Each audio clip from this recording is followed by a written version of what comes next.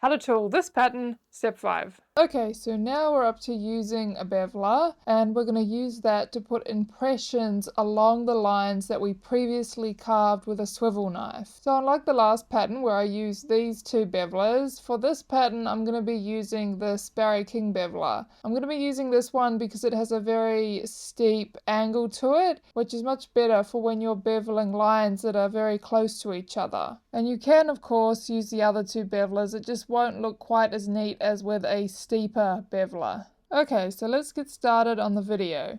So you want to make sure that the leather is still properly cased. We want to keep wetting the leather as we continue to tool it. And we're going to start on the scrolls. So I'm going to start in the middle of the middle scroll. Now if you need more help with the placement of which side of the line you should bevel along, then I have an image of what this pattern looks like after it's finished being beveled, so you can reference which side of the line that I've beveled along. And that's in the tooling guide that comes with this free pattern. Okay, so let's start beveling all these lines. So as always, I'm just going to speed it up a bit, and this time also cut a few chunks of the video out just so it doesn't go on forever. And here's a few tips to help your bevels look neat and even.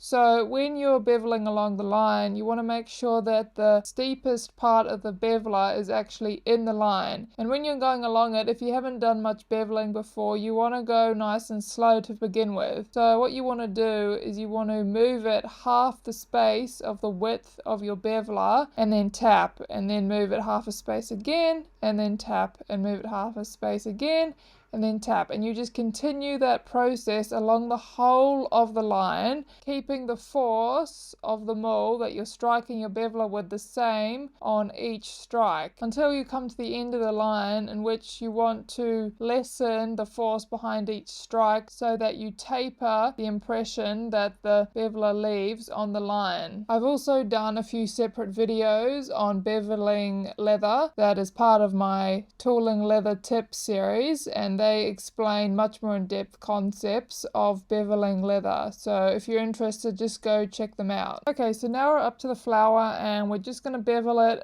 the same as we beveled all the scrolls and vines. And then we're up to the border, and that's just the same again, just filling in those little spaces between all the vines. And that's it, we've finished beveling this pattern.